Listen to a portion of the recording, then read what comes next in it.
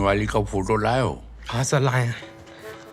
एक लौता फोटो है, शादी का दिन खिंचवाए थे। वाह, बहुत सुंदर है बे।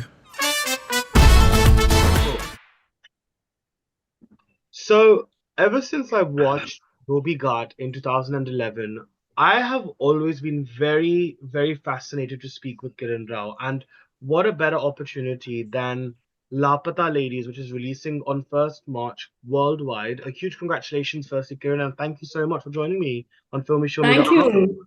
Thank you, Anuj. So nice to be here. Oh, the pleasure is all ours. Right, Kiran, firstly, I have to congratulate you. The film is amazing. I watched it and I left feeling so light and feeling with a smile on my face after such a long time from a film. Um, it's set in the heartlands of India. A very, it's a social film, but very subtly done. Tell me, when did this idea and where did this idea come about? Actually, the script was submitted to a screenwriting competition that was organized by Cinestan in 2018. And Aamir happened to be one of the judges of that competition. And he read the story and he said, I have a story to tell you in one line. This is what happens. And I loved it. I thought it was really funny and really cool. And I asked if I could read the script. And interestingly, the script, which was written by Biplab Goswami, it went on to win one of the prizes. I think it got the second prize at that competition. But it was a wonderful story, and as soon as I read it, I kind of felt like it was sort of the opportunity for me to. I don't know, not just touch upon so many things that I want to talk about, but also speak to a broader audience, and take this conversation further and more wide than I would never otherwise have imagined I could do. So yeah, this it started in 2018. We acquired the script in 2020, and then started getting we in 2020. I brought Sneha Desai on to write it, and then of course COVID happened and all the rest of it. But we shot it in 22, and yeah, and here we are. It's amazing. I would love to talk about the casting, because I think the talent you have are incredible. I was very impressed with their emotional sensitivity, as well as the comic timing as well. Two very tricky aspects of acting, I think that they've really mastered. I think many of them it's their first film as well. Of course, Ravi Kishan, I think, has definitely given his a mouse of performance in his Hindi space, at least, I thought. Yes. Yeah. So Yeah. Yeah. go on, please. Yeah, go ahead. No, so Ravi Kishan has done 700 films before this. And these kids, the three of them, Pratibha, Nitashi, and Sparsh, have not done, this is their first film, though they've all done various kinds of other work. Sparsh was on OTT with Jamtara.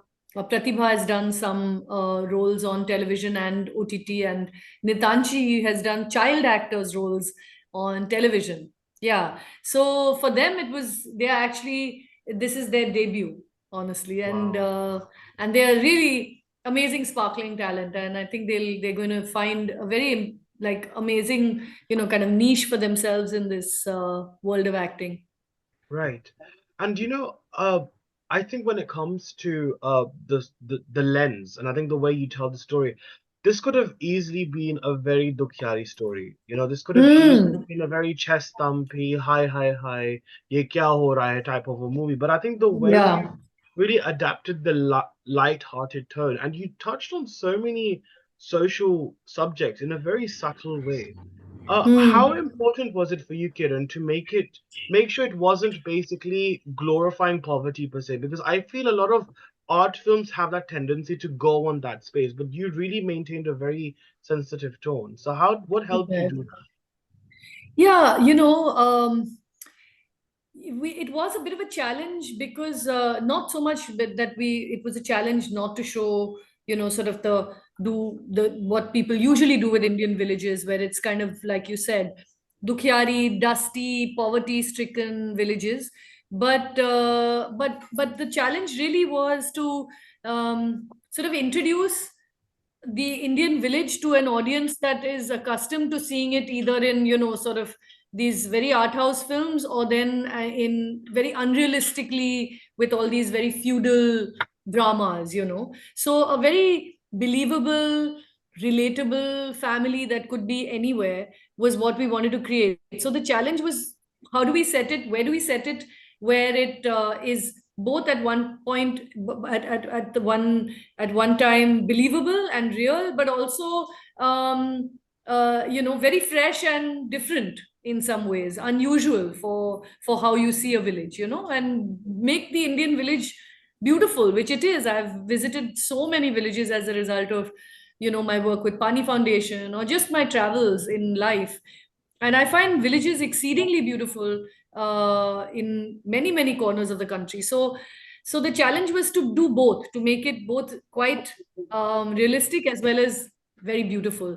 And I think since you've brought that up, my art director Vikram Singh gets a lot of credit for that, because I really wanted, we looked at different kinds of village art, the for instance sohrai or gond art, which you would paint on mud walls, and we arrived at a kind of a sort of the palette and the kind of little decorative motifs on the walls, etc., which you actually do find when you go to many Indian villages, So I wanted to revisit a lot of that, which we've forgotten about our, quite culturally rich rural parts of our country.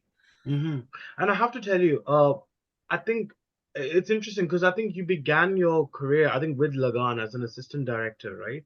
That's Um, right. I kind of feel like this whole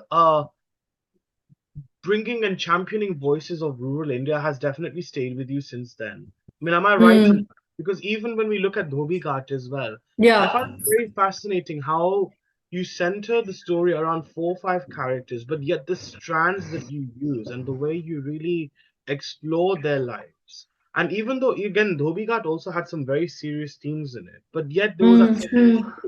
that you always Mm. have. What has given you hope in life, and how has that sort of your vision as for rural India really transpired since Lagan, would you say? Um, you know,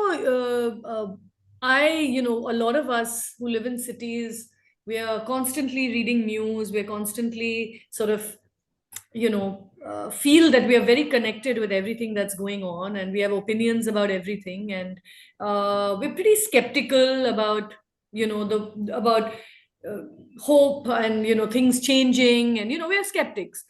But my work actually with when Amir and Satya both decided that we should do something like Pani Foundation, which is after Satyamev Jayate, work on the ground in villages in Maharashtra and try and bring some change on the ground. I was highly skeptical, honestly.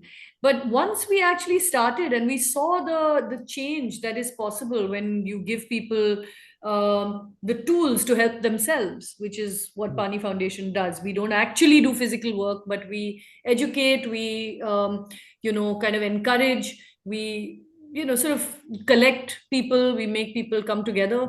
You see that so much is possible. And it gave me so much hope, because people with far, far less than me in the villages that we visited had so much more generosity of spirit, so much more optimism, were so ready for change, but Yes. were not, which I was surprised by, honestly, because I kept imagining, what if I had been born here?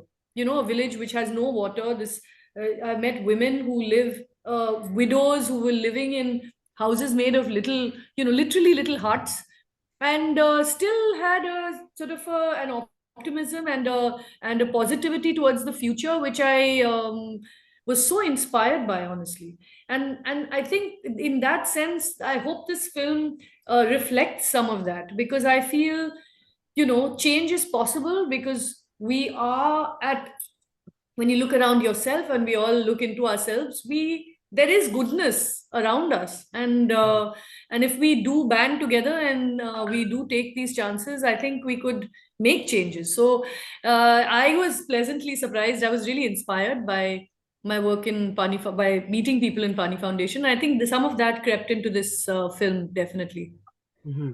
And Kiran, I have to really commend you because I think it's very rare where we've had uh I would like to say art house in a way, kind of the sort of stories that you bring, that sort of art house storytelling through a commercial platform. I mean, Mm-hmm. of course, you've had Aamir Khan's production, of course, I've always worked together with him. Here, you've also got Jaya Studios on board, which is a great, great thing. Um, how tough has it been for you to actually really get that faith and confidence of producers, especially, when it comes to art and storytelling? See, now we're opening ourselves up to it because of the pandemic, because of OTT. I myself have become so enlightened by art house because I've literally like been obsessed with Satyajit Ray's films for the longest amount of time. So, what would you Mm. say has really contributed towards that support that you've got? Uh, I have to say, Anuj, I think I've been inordinately lucky, highly fortunate also, because I came into the film industry through a film like Lagan. I learned so much about not just filmmaking, but about life and about how we treat one another as a result of working on that film. So honestly, my journey in the film world has been I mean, beyond lucky. I really feel like I haven't had many of the struggles that many people have had. Perhaps it's having been privileged, gone, had a good education, when therefore found it much easier to find a job, and then I just worked like everybody else. I worked pretty hard and found my way, found the right people to work with, because I think that's also in itself a talent, is to find your tribe, is to find the kind of people who resonate with your ideas and your stories. And honestly, I was lucky because I worked with Aamir, I worked with Ashutosh Gowarikar, I worked in advertising with a couple of great directors like Prasoon Pandey. I had Ram Madhwani. I assisted Ram Mm, at one point. So I had the benefit of having, kind of almost access and training from some of the better minds in filmmaking. So I mean, I guess it wasn't as hard. Having said that, I think every artist's challenge is really finding their own voice, finding something that they resonate with personally, and they feel they would be the story that they would be able to tell best. I think that for every filmmaker or artist of any kind is the challenge. So even if I have access, what is it that I choose to tell? What is it that I choose to make? That becomes the trickier question. And for me, it took me a long time to make my second film because I just felt that everything that I was writing was just never quite there, not, and not in the right place, or not ready to be presented to the world. So my struggles were really in the writing space. mm, But in terms of finding a producer, once I narrated Dhobika to Amir, he absolutely loved it, and I was over the moon that he agreed to make it because it was so unusual a film for a producer to choose to back. But mm, in this case, of course, it was Amir who found the story, and again, I was delighted that he trusted me with it because I knew that I would go as broad and as make it as wide a film as possible, but it would have my chop, it would have my A style, signature. my Yes. signature in some way. It would have something of me, and I think Amir knew what that was and kind of trusted me even more than I trusted myself. He keeps saying that there's a very commercial filmmaker trapped inside you, and you you Uh-huh. you keep you keep thinking that you're highly I don't know, art house, but you're not. I mean, in the sense you can do this more commercial filmmaking, and he trusted me with it, which I'm very grateful for. Right. That's amazing to hear. Now, I think it's quite a, a very fascinating time that it's released as well. Very apt, if I may say so, because 12 Fail released recently and it's been Hmm. given a lot of love, and rightly so. I mean, it was amazing. Yeah. Also, we also have a Indian origin documentary called To Kill a Tiger, which is also looking. Hmm. Now, of Yes, course, it's yes. a very hard-hitting watch. It's a very disturbing watch. But again, there's a sense of hope, I think, that's attached to both these aspects, even though they are very different stories from rural India. Um, Hmm. what do you think has really prepared audiences or given them that sort of uh faith, I guess, in supporting such films? And Mm. does this also give you a bit more encouragement for Laapataa Ladies as well? I actually believe that audiences are interested in good stories. They aren't particularly only interested in genres or in stars. They are excited by interesting stories or stories told interestingly. Even if, we don't all reinvent we're not, there are only 12 stories in the whole world and we are Mm, telling them in different ways. But audiences are looking for something that'll make them want to go to the cinema, something that'll make them want to put 2 hours of their lives aside to watch. So I have faith in that. I really do have faith in that. There's a vast, and today, thanks to OTT, we have access to potentially the entire world when we make a film, and there are bound to be people who'd be interested in your story or the way you're telling it. And it's really making your story well enough and then promoting it well enough to reach that audience. I think, if at all, the challenge is reaching the audience, because now we have to wade through so much that demands their attention to be able to say, hey, look out for the 1st of March, we are coming on the 1st of March. That's more the challenge. mm, Because once you're out there, as you saw it with 12th Fail, people are willing to go to cinemas to watch a film that they've heard is a good film, or they've watched the trailer and they think it's a good film. So I mm. don't think it's not because they are, they only want to see action or thrillers or big superstars. I think, in fact, Right. the opposite. I think they are looking for something that will entertain them, or that will excite them or provoke them. I do think audiences are ready for all kinds of content, especially after the success of all the streaming platforms.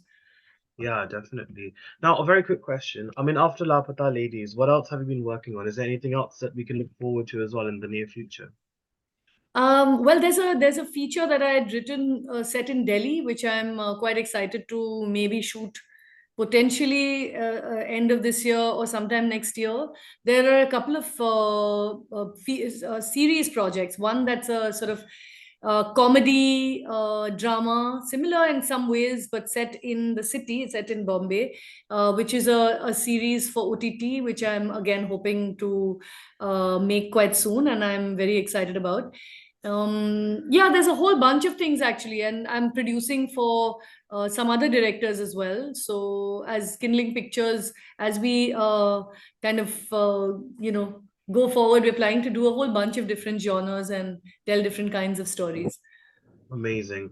Well, look, I had a really good time watching the film, and I can't wait for audiences to check it out. Honestly, it really did leave a huge smile on my face. So, thank you so much, Kiran, for this wonderful film called Laapataa Ladies, which is releasing worldwide on 1st of March. And can't wait to catch up with you again soon for another piece of art of yours. So, thank you so much. Thank you, Thank Anuj. It you. was great talking to you. Thanks. Thank you so much. All Take right. Bye care. bye, Kiran. Bye. Bye.